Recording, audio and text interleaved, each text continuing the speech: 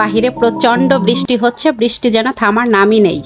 বাহিরের বৃষ্টি আমাদের মনে করিয়ে দিচ্ছে এখন শ্রাবণ মাস চলতেছে, বৃষ্টি চলে বৃষ্টির নিয়মে, আর আমাদের জীবন চলতে হয় জীবনের নিয়মে। বৃষ্টির জন্য তো আর কোনো কিছু থেমে থাকে না, সব কিছুই চলে সব কিছুর নিয়মে।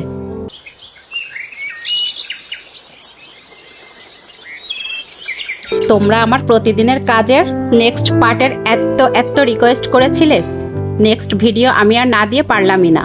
আমি বাচ্চাদের মাদ্রাসায় দিয়ে এসে আয়েশ করে এক কাপ চা খেয়ে নিলাম। তোমরা আমার প্রস্তুতি দেখেই বুঝতে পারতেছো এইটা আমার দুপুরের রান্নার প্রস্তুতি চলতেছে। আচ্ছা, রান্না করতে করতে তোমাদের সাথে একটা কথা বলে নেই। তোমরা একদমই নতুন অবস্থায় অনেকেই আছো দেখতেছি, নিজের পোস্টের যে কমেন্টসগুলো আসছে সেইগুলা রিপ্লাই না করে তুমি অন্যের পোস্টে কমেন্ট করতেছো।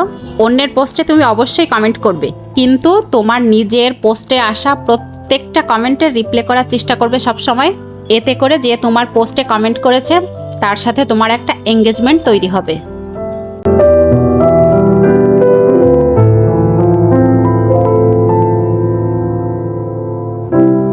আমি সব সময় চেষ্টা করি ভিডিওতে ভয়েস দেওয়ার বা ভিডিও এডিট করার দুপুর 2টার পরে, কারণ এই সময়টা একদমই আমার বাসা খালি থাকে। ভয়েস দেওয়ার ক্ষেত্রে আমাদের একদম নিরিবিলি নির্জন পরিবেশে ভয়েস দেওয়া উচিত। আচ্ছা, আমার মতো কে কে আছো বলো তো? ফুল পেলেই বাড়াবাড়ি শুরু করে দাও। আমি তো সব সময় ফুল পেলেই বাড়াবাড়ির কোনো লেভেল থাকে না। আমি ফুল পানিতে ভিজিয়ে রাখি, ফুলের মমি তৈরি করি। সাজানো গোছানো ঘর থাকলে আমাদের সবার অনেক বেশি ভালো লাগে, মনটাও অনেক বেশি ফুরফুরা থাকে। কিন্তু যাদের ঘরে ছোট ছোট বাচ্চা আছে তারা কোনোভাবেই ঘর গুছিয়ে সামলিয়ে রাখতে পারে না। আমি তো সারা দিন ঘর পরিপাটি করতেই থাকি, আর আমার বাচ্চারা ঘরে ঢুকলে এক নিমেষের ভিতরেই পুরা ঘরে ঝড় উঠে যায়। এইটা আমাদের বিকালের হালকা পাতলা নাস্তা। আমটা রেডি করে কয়েকটা ফটো তুলতেছিলাম, তার ভিতর থেকেই আমার ছেলে নিয়ে নিয়ে খাচ্ছিল। যে কোনো খাবার তৈরি করতে লেট হইলে কোনো সমস্যা নেই, কিন্তু সামনে আসার পরে মানে 1 সেকেন্ডও লেট করা যাবে না, ওইটা আগেই খেতে হবে।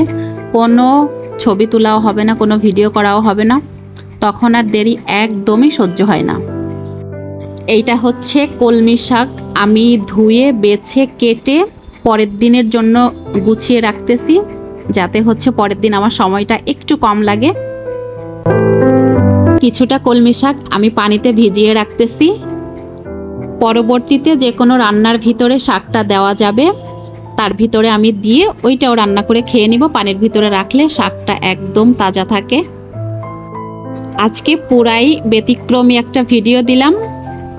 আজকের ভিডিওটা কেমন লাগলো জানাতে কিন্তু ভুলো না।